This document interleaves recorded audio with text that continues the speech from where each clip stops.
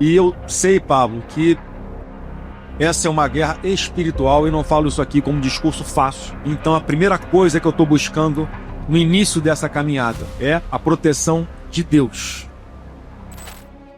O ano de 2026 não será apenas sobre eleição. Não é direita contra esquerda. Não é lulistas contra bolsonaristas. O que está em jogo é quem vai ditar o rumo do Brasil, os valores que vão nos guiar, o tipo de liderança que nós teremos e o preço que a nação vai pagar por isso. E quando um pré-candidato a presidente sobe num palco e diz que essa eleição vai ser uma batalha espiritual, isso não é só frase de impacto, isso é um sinal. Por isso, no vídeo de hoje, eu vou te mostrar por que as eleições de 2026 serão diferentes de todas as outras e por que Brasília é palco de tanta corrupção e histórias sinistras que envolvem até a morte de homens influentes e poderosos. Mas antes de começar, eu só quero pedir para você se inscrever no meu canal, ative também o sininho da notificação, porque todos os dias eu quero fazer uma oração por você e eu quero também que você cresça espiritualmente, aprendendo a Bíblia de um jeito simples e fácil, ok? Então vamos lá. Irmãos, a gente olha para as notícias e parece que é tudo igual, não é?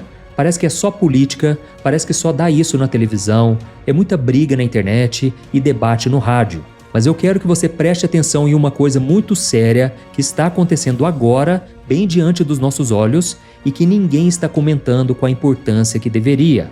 Recentemente, o senador Flávio Bolsonaro deu um passo que mexeu com todo o cenário do país. Ele anunciou que é pré-candidato à presidência da República para as eleições de 2026, assumindo o lugar que era do seu pai nessa disputa. E logo depois desse anúncio, em um evento voltado para empresários e líderes, ele soltou uma frase que deixou muita gente pensativa e assustada, inclusive o seu pai já falava sobre isso. Ele disse que o Brasil não vai viver uma eleição comum, mas que nós vamos enfrentar uma verdadeira batalha espiritual em 2026. Agora para pensar, por que um homem que vive no meio de senadores, juízes, leis e protocolos usaria uma linguagem que a gente só costuma ouvir nas igrejas? Por que usar um termo tão forte como guerra espiritual para se referir a um processo eleitoral? Será que ele está falando isso só por estratégia para querer ganhar os evangélicos? Ou será que quem está lá dentro, no centro do poder de Brasília, já percebeu que o negócio é sinistro, que forças espirituais estão governando aqueles locais? E antes de tudo, eu preciso dizer uma coisa muito importante. Esse vídeo não é para defender nenhum lado da política. Eu não estou aqui para ser cabo eleitoral de ninguém, nem para atacar o grupo A ou B. O meu papel aqui é te ajudar a encontrar respostas para coisas muito mais profundas e importantes que estão acontecendo no nosso país e que pouca gente está percebendo. E enquanto eu estava pesquisando sobre este assunto, eu descobri algumas coisas assustadoras. Em primeiro lugar, nós precisamos entender que o poder nunca foi uma coisa neutra. Onde as leis são escritas e onde se decide se o povo vai ter o que comer ou não, ou se a família vai ser protegida ou não, sempre houve e sempre haverá uma batalha que os nossos olhos naturais não conseguem ver. E para a gente entender por que 2026 vai ter esse clima de guerra, vamos olhar para o lugar onde essa disputa acontece. Nós vamos falar agora sobre Brasília, a nossa capital. Para você que não sabe, Brasília não nasceu de qualquer jeito. Se você observar a maioria das cidades, seja no interior do seu estado ou nas grandes capitais do mundo, você vai ver algo que se repete.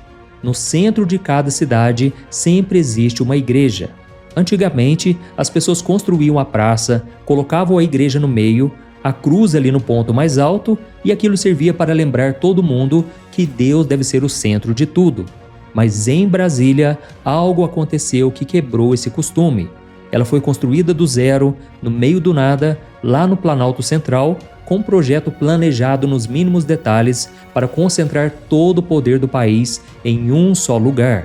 E quando você vai ao centro geográfico de Brasília, no coração da cidade, o que você encontra lá é a Praça dos Três Poderes. De um lado, o Palácio do Planalto, do outro, o Congresso Nacional e, fechando esse triângulo, o Supremo Tribunal Federal. E por não ter um símbolo religioso, a mensagem que aquela construção passa por quem caminha por ali é a seguinte: neste lugar, quem manda é o homem. Aqui, o trono é humano e a glória pertence ao Estado.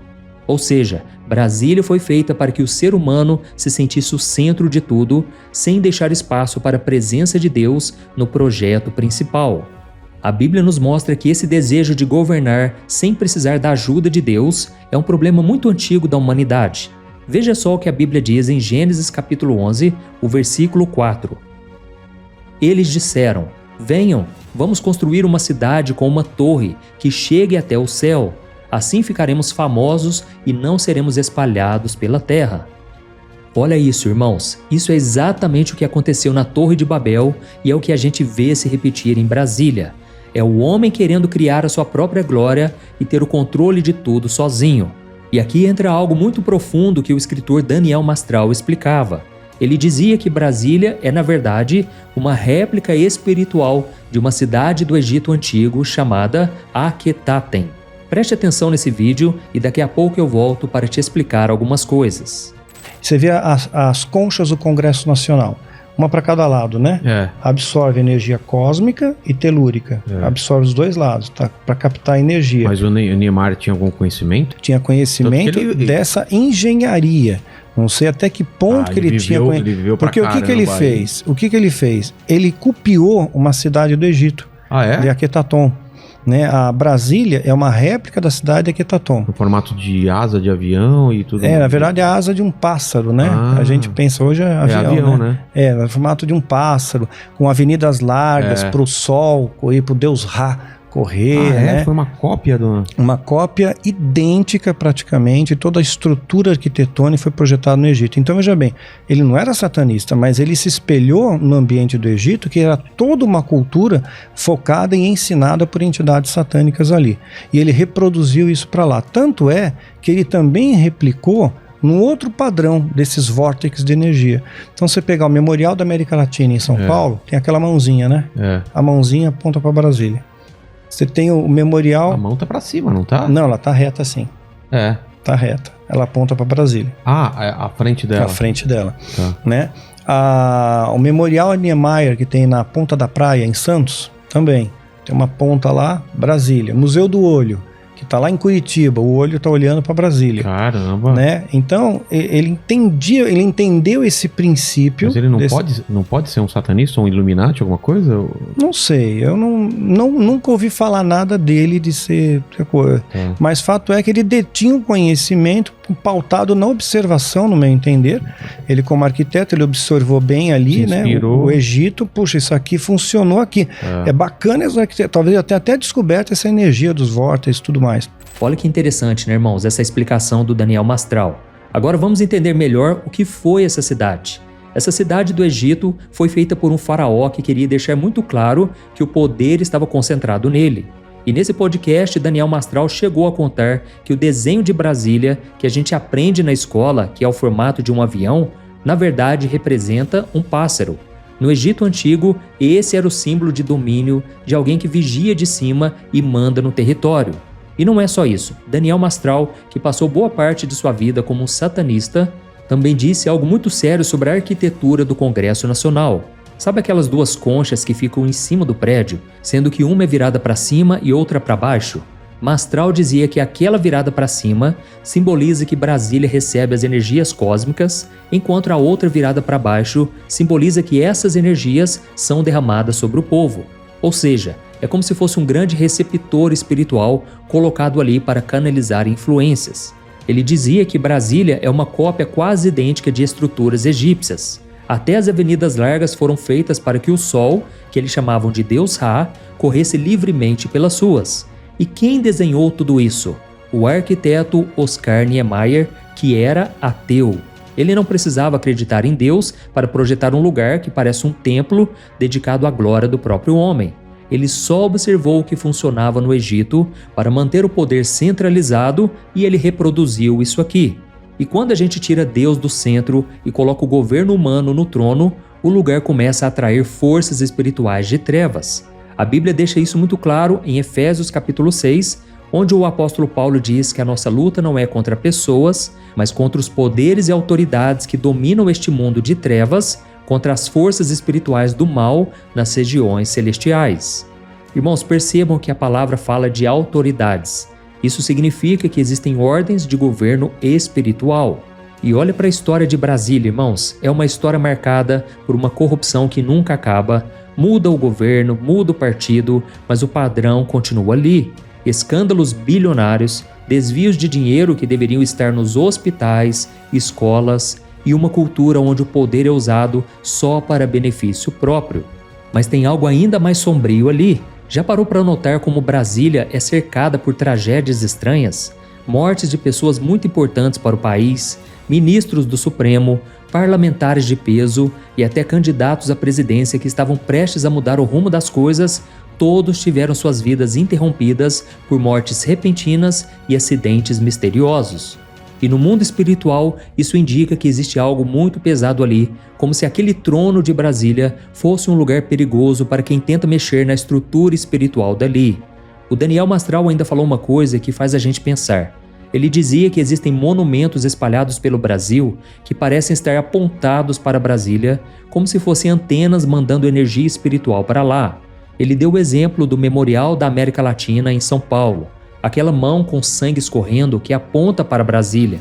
O Museu do Olho em Curitiba, que parece estar vigiando na direção de Brasília.